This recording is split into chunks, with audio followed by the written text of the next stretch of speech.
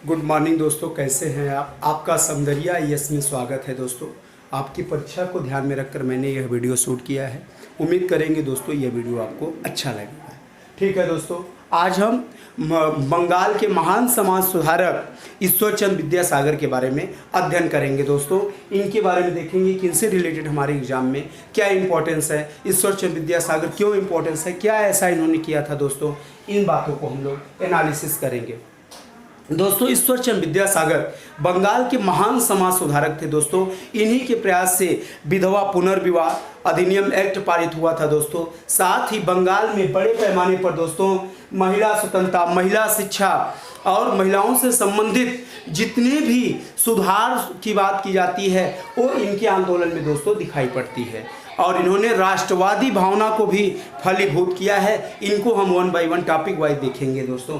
सबसे पहले ईश्वरचंद्र विद्यासागर का जो आंदोलन है दोस्तों 1820 से 1891 इनका पीरियड है। 1820 में जन्म है, 91 में इनकी मृत्यु हुई है दोस्तों। इनके जो आंदोलन का मेन मोटो था दोस्तों, मुख्य था ये बंगाल से संबंधित है। कहाँ संबंधित है दोस्तों? बंगाली हैं ये। इनका उद्देश्य जो था विधवा पुनर्विवाह, यानी दोस्तों ऐसा कहा गया है कि अगर कोई भी महिला विधवा हो जाती थी दोस्तों तो उनका पुनर्विवाह लोग नहीं करते थे, क्योंकि उस पीरियड में क्या होता था, पहले बाल विवाह की प्रथा हमारे समाज में थी। बाल विवाह की प्रथा होने के कारण दोस्तों बचपन में बहुत सारे, उस समय देश में बहुत ज़्यादा कैपेबिलिटी भी नहीं थी, बहुत सारे रोग जैसे प्लेग, महामारी, इस तरह के रोग भी आते थे दोस्तों। इसके साथ कुछ बायोलॉजिकल इफेक्ट भी हैं दोस्तों, जो हम आगे बताएंगे बायोलॉजी वाले चैप्टर में। इन सब कारणों से कुछ ऐसे कंडीशन होते थे दोस्तों कि जिसमें से जो पुरुष होता था उसकी मृत्यु हो जाती थी दोस्तों।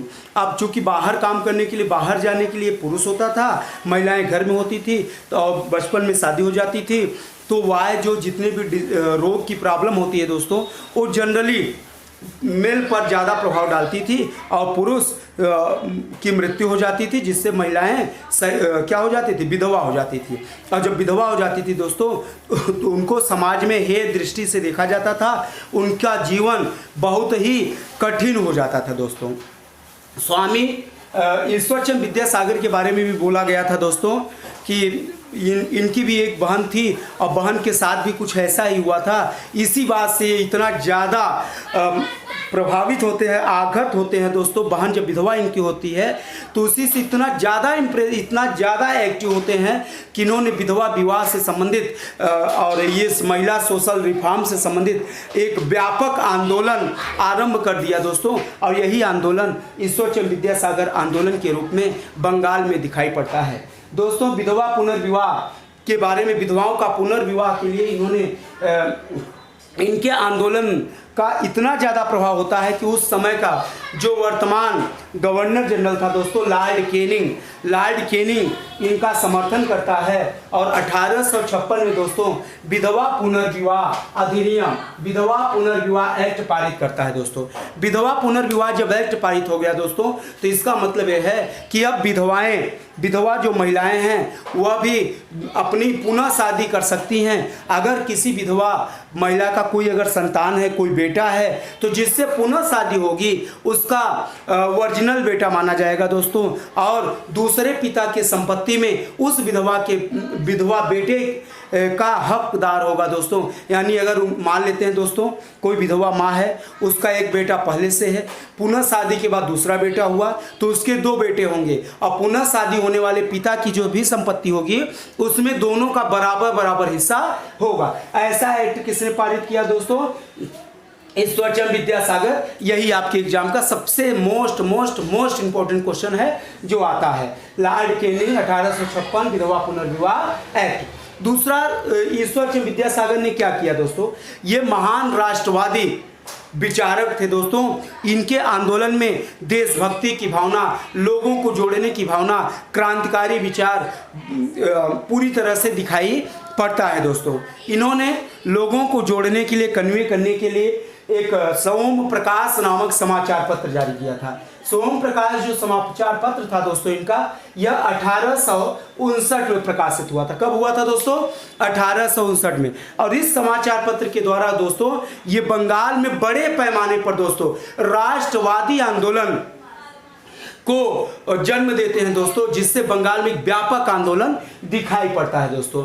इस व्यापकता के कारण दोस्तों उस समय बाद में क्या हुआ, बाद में 1878 में वायसराय लॉर्ड लिटन था दोस्तों। इसी व्यापकता को देखकर, राष्ट्रवादी भावना को बढ़ता हुआ देखकर लॉर्ड लिटन ने दोस्तों 1878 में वर्नाकुलर प्रेस एक्ट पारित किया था दोस्तों। इस प्रेस एक्ट के द्वारा जो ईश्वरचंद्र विद्यासागर का सोम प्रकाश न्यूज़पेपर था दोस्तों, इसको प्रतिबंधित कर दिया गया था। और इस एक्ट में यह कह दिया गया कि कोई भी भारतीय अगर कोई भी समाचार पत्र पब्लिश करता है दोस्तों, तो सबसे पहले क्या न्यूज़ छापेगा, इसका एक प्रति सरकार को दिखाना कंपलसरी है, जिससे सरकार विरोधी गतिविधियां जन्म न लेने पाए और ऐसे विचार का जन्म न हो सके। उसी को दोस्तों अगर ऐसा नियम का पालन जो नहीं करेगा, उसका प्रेस और उसको पनिशमेंट का प्रावधान किया गया था दोस्तों। इसी को हम वर्नाकुलर प्रेस एक्ट के अंदर देखते हैं। बाद में दोस्तों हम जानते हैं कि 1878 में लागू किया गया था, लेकिन भारतीय समर्थक और भारतीय प्रेस का समर्थन, सबको फ्रीडम देने वाला लॉर्ड रिपन के द्वारा दोस्तों वर्नाकुलर प्रेस एक्ट को समाप्त कर दिया जाता है दोस्तों। ठीक है, इसको हम बाद में प्रेस वाले चैप्टर में एक बार और अच्छे से देखेंगे दोस्तों, और डिटेल में इस पर अध्ययन कराएंगे। आज हमारा मोटो सिर्फ ईश्वरचंद्र विद्यासागर को बताना है। तो यहाँ पर से 3 क्वेश्चन आपकी परीक्षा में आते हैं। विधवा पुनर्विवाह एक्ट, लॉर्ड कैनिंग 1856, विधवाओं की संपत्ति में पुराने बच्चे का भी अधिकार है।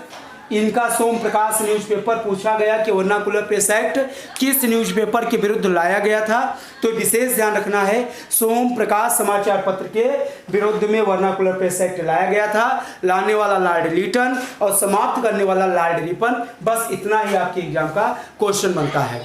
Thank you class. अगर आपको दोस्तों हमारा लेक्चर अच्छा लगेगा तो इसे लाइक करें, सब्सक्राइब करें, जिससे शेयर करें, जिससे जैसे ही नया वीडियो हम अपलोड करें आपको मिलता रहे।